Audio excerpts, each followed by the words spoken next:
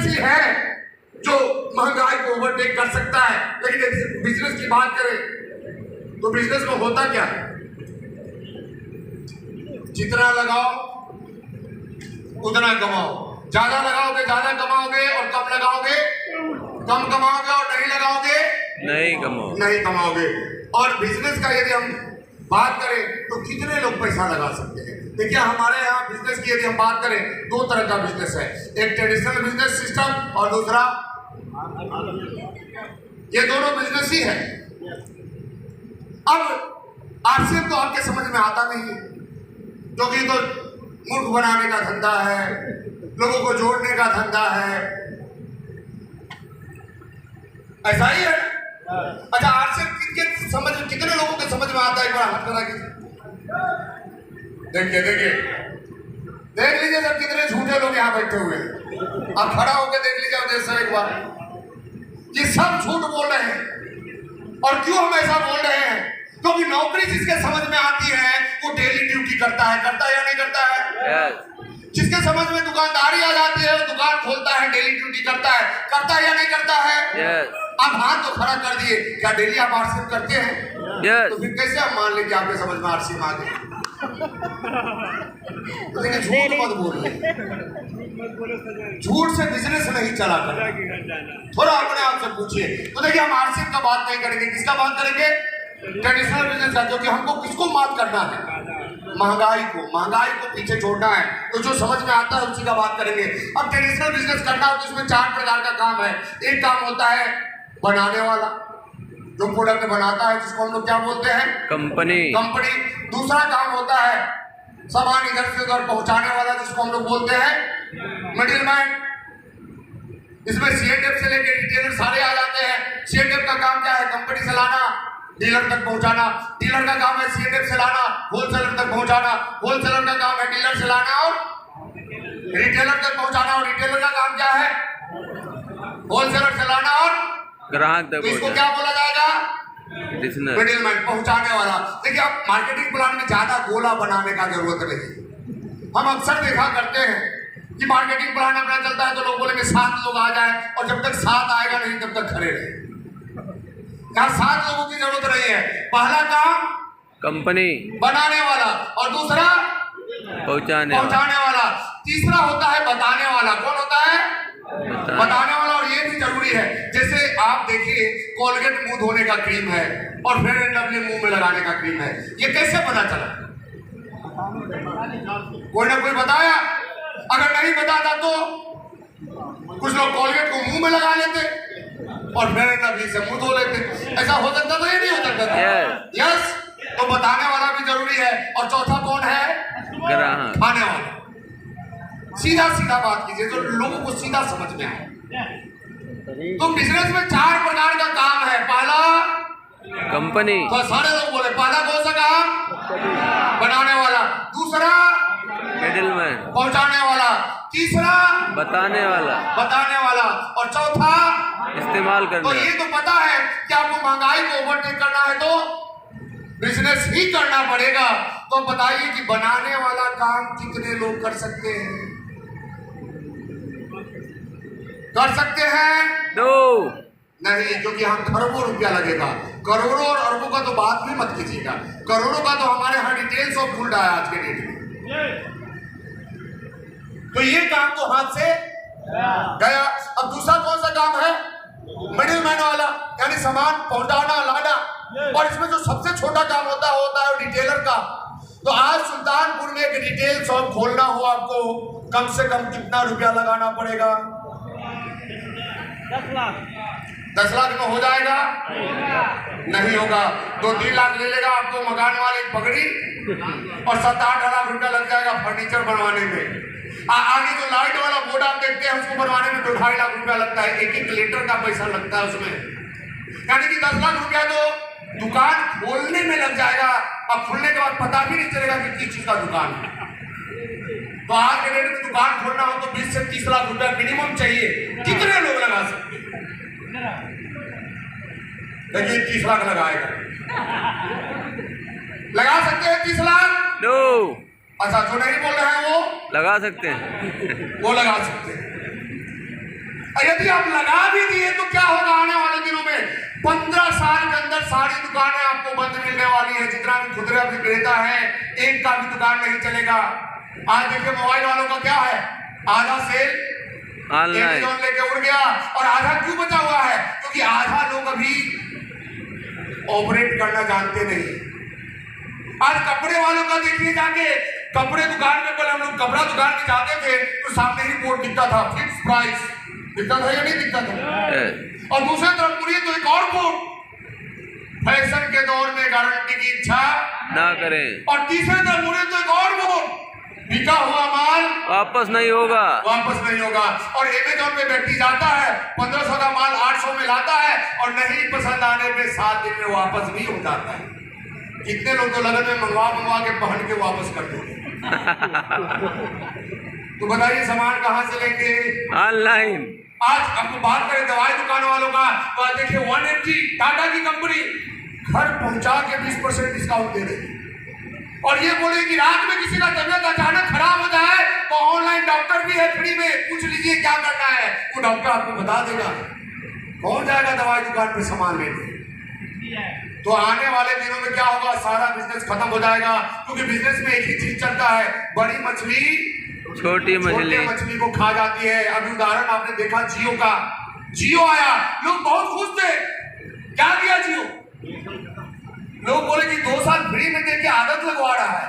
अरे वो आपका आदत नहीं खराब करवा रहा था जियो, वो आपके लिए फ्री में नहीं दे रहा था। वो जियो किसके लिए फ्री में दे रहा था?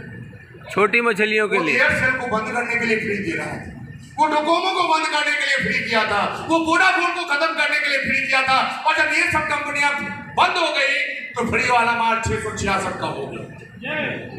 ये बिजनेस पॉलिसी है। अब ये स्मार्ट बाजार हर जगह खुल रहा है। क्या कहेगा? 5000 का सामान लीजिए, 5 किलो चीनी फ्री।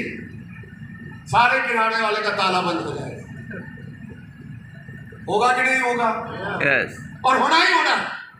आज से 10 साल पहले हम पटना जंक्शन से अपने घर पे जाते थे, ऑटो वाला 250 रुपया लेता था डीजल, और आज आते हैं तो 150 रुपया लगता है। महंगाई बढ़ी है या घटी है? पेट्रोल डीजल का रेट बढ़ा या घटा? बढ़ा। तो फिर ऑटो का रेट घटा होगा। ऑटो का रेट बढ़ा या घटा? तो फिर भाड़ा 150 क्यों हो गया? तो उबर वाला बैठा है, ओला वाला बैठा है, करोड़ों रुपया लेके बैठा है।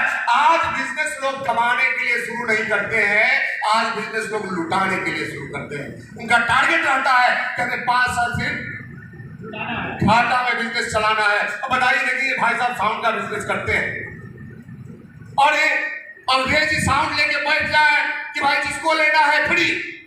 कितना दिन टिकेंगे ये? और जब सारा साउंड वाला खत्म हो जाए, फ्री वाला माल 10,000। तो ये बिजनेस पॉलिसी है आज के डेट में। यानी कि आप मार्केट में टिकने वाले नहीं है। तो ये काम भी आपसे नहीं होगा। अच्छा, ये बताने वाला काम आप कर सकते हैं नहीं कर सकते? कर सकते हैं, यस या नो? यस। तो देखिए हम कौन से बिजनेस का बात कर रहे हैं?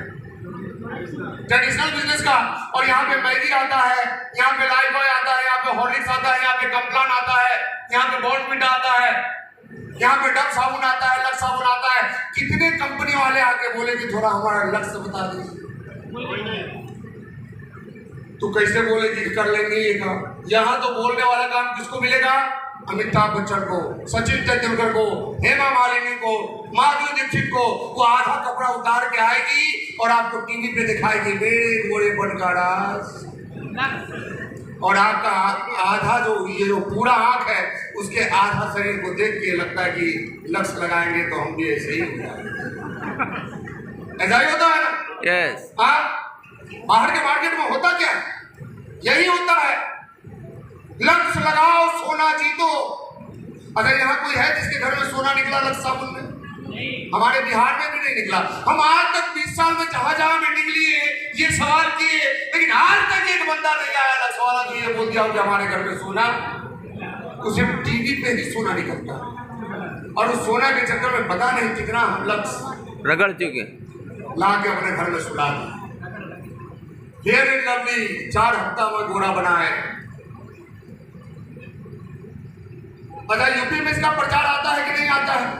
आता। तो फिर भी कुछ लोग काले हमको दिख रहे हैं सेमिनार में। उनको फेयर एंड लवली नहीं मिला क्या?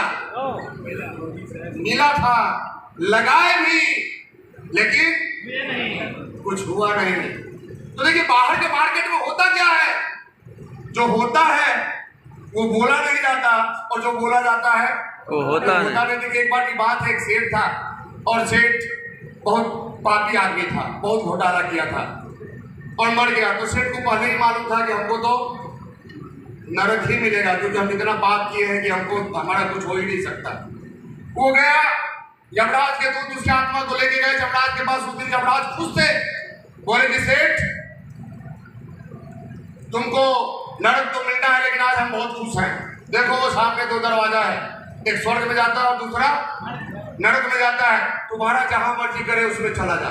सेठ बहुत खुश हुआ, क्या तो मजा आ गया, इतना पाप करने के बाद भी कहा जाएंगे, स्वर्ग में जाएंगे।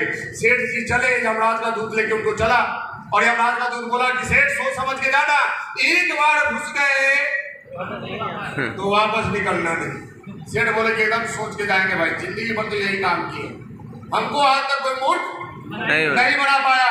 जैसे आप लोग बोलते हैं कि हमको आज तक कोई मूर्ख नहीं बना पाया, और मूर्ख बन भी गए।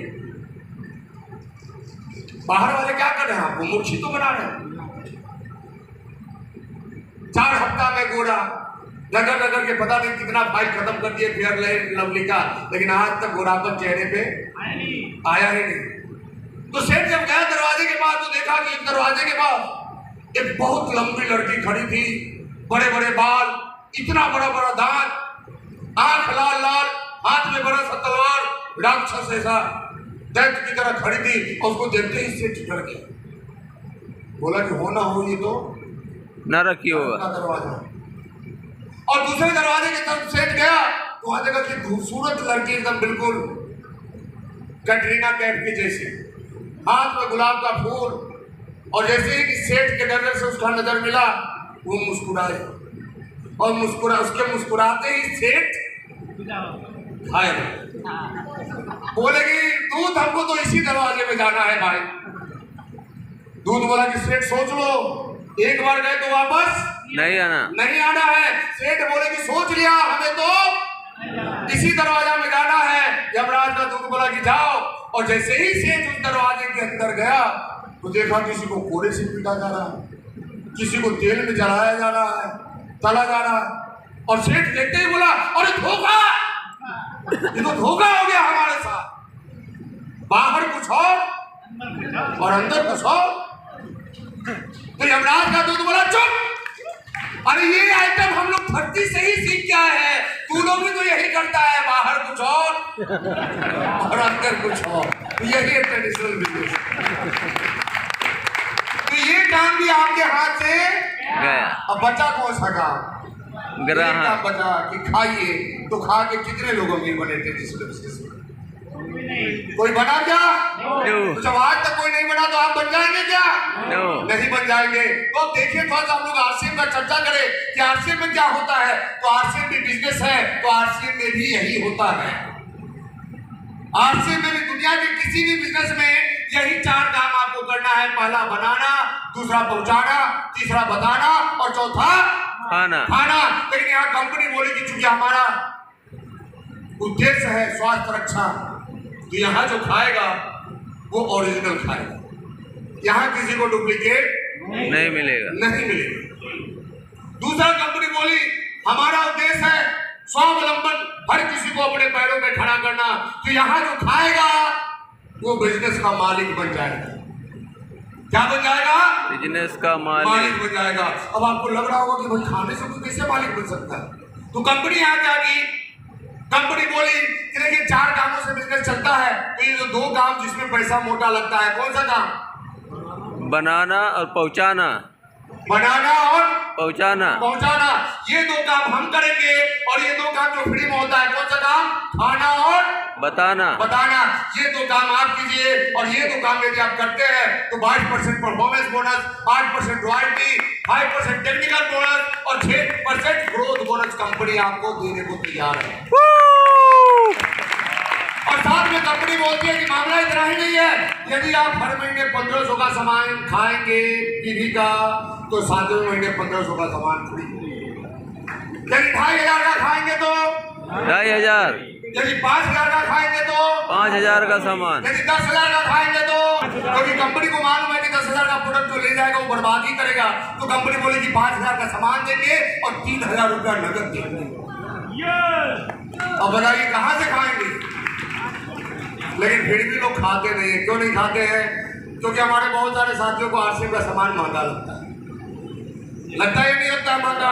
यस, अच्छा महंगा है या नहीं, एक बार बताइए आप लोग। नो, देखिए झूठ मत, महंगा तो लगता है। अगर महंगा नहीं लगता तो ये जो परचेज लिस्ट हम लोग जब निकालते हैं तो 1000 आदमी में 800 आदमी का 100 टीवी का खरीदारी होता है, बाकी 900 का सामान कहाँ से आता है? अच्छा आप लोग एक चीज दिल से बताइए, यहाँ पॉलिश नहीं चढ़ाना है, आरसीएम का कौन सा सामान आपको महंगा लगता है? थोड़ा बताइए आप, और थोड़ा जल्दी बताइए क्योंकि 2 मिस हो गया और हमारा क्या है, तो अब ट्रेन लेट हो गई है तो 6 बजे तक भी बोल सकते हैं। हमको बोलिएगा तो यहाँ से बनारस ही जाना है, हम रात के 1 बजे तक भी बोल सकते हैं। यहाँ बात का कमी नहीं है और नॉलेज का भी कमी नहीं है। तो आप बताइए आपको कौन सा सामान महंगा लगता है आरसीएम का? थोड़ा जल्दी बताइए आप लोग तेल को कहते हैं, तेल को। लोग तेल को बोलते हैं तेल महंगा है। Very good very good. अच्छा आरसीएम से सस्ता तेल कौन सा है बाजार में? बोलिए बोलिए, कौन सा तेल है आरसीएम से सस्ता? Palm oil. Palm oil. Very good, एक बार उनके लिए जोरदार ताली बजाइए। तो आरसीएम से सस्ता बाजार में कौन सा तेल है?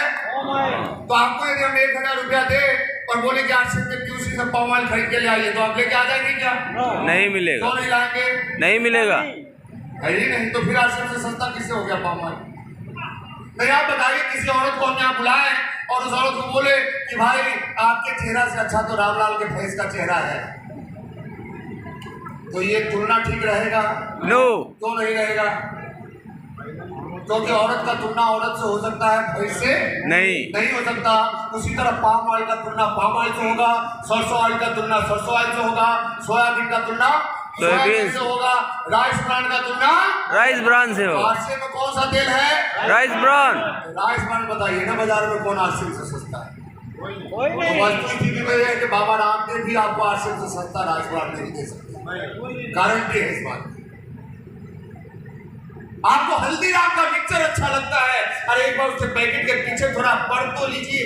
आंख कमजोर है तो मोबाइल से जूम करके पढ़िए, बना किस तेल में है, वह मोटे मोटे अक्षरों में लिखा गया है पाम ऑयल में। आपको पार्ले की बिस्किट अच्छा लगता है, आप देखिए किस चीज में बना है, पाम ऑयल में, प्योर मैदे का। और आरसीएम का जाके मिक्सचर भुजिया जाके पढ़िए, राइस ब्रांड में बना है। अच्छा कौन है? Rice brand. राइस ब्रांड या पाम ऑयल वाला? Rice brand. बिस्किट कौन सा अच्छा है, मैदा वाला या आटा वाला? आटा वाला। आप सोचिए, आप बाहर के डिटॉल साबुन को देखिए, आरसीएम के डेटॉक्स को देखिए, आप बाहर जाके डब को देखिए, आरसीएम के सियोना को देखिए, आप लक्स इंटरनेशनल को देखिए, हमारे यहाँ सेंसेशन को देखिए, आप बाहर जाके मोरिंगा सॉप को देखिए, 250 में आता है, हमारे यहाँ मोरिंगा सॉप 50 में। तो ये बताइए सस्ता है या महंगा है? 15-16 विटामिन वाला रिवाइटल आपको 15 रुपए में मिलता है और 30 विटामिन वाला हमारा न्यूट्रीचार्ज 11-12 रुपए में आपको मिल जाता है। सस्ता है या महंगा है? सस्ता।